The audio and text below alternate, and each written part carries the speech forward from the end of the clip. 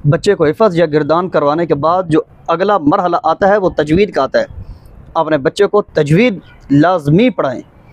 तजवीद कुरान करीम सारी ज़िंदगी याद रखने का सबसे बड़ा ज़रिया है। अगर अपने बच्चों को आप तजवीद नहीं पढ़ाते, आप तजर्बा करके देख लें, अब तक जिन बच्चों को हिफ़्ज़ करवाने के बाद डायरेक्ट आपने स्कूल या किताबों में दाखिल करवाया, उनको कुरान करीम कितना याद है? बिल्कुल याद नहीं रख पाते। उनका कसूर ही नहीं होता, उनको कुरान करीम को चस्कों के साथ याद रखने के अंदाज़ ही नहीं पता होते।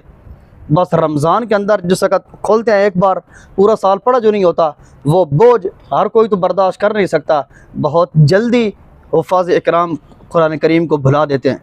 इसलिए आपका बच्चा भी अगर हिफ़्ज़ कर लिया, गिरदान कर लिया, उसके बाद उसको स्कूल की तरफ या किताबों में दाखिल करवा के उस पर जुल्म न करें। अगर उसको तजवीद में दाखिल करवाते हैं और कुरान करीम याद रख जाता है, तो जब तक पढ़ता रहेगा आप सब के लिए निजात का ज़रिया है। तजवीद बच्चों को पढ़ाया करें।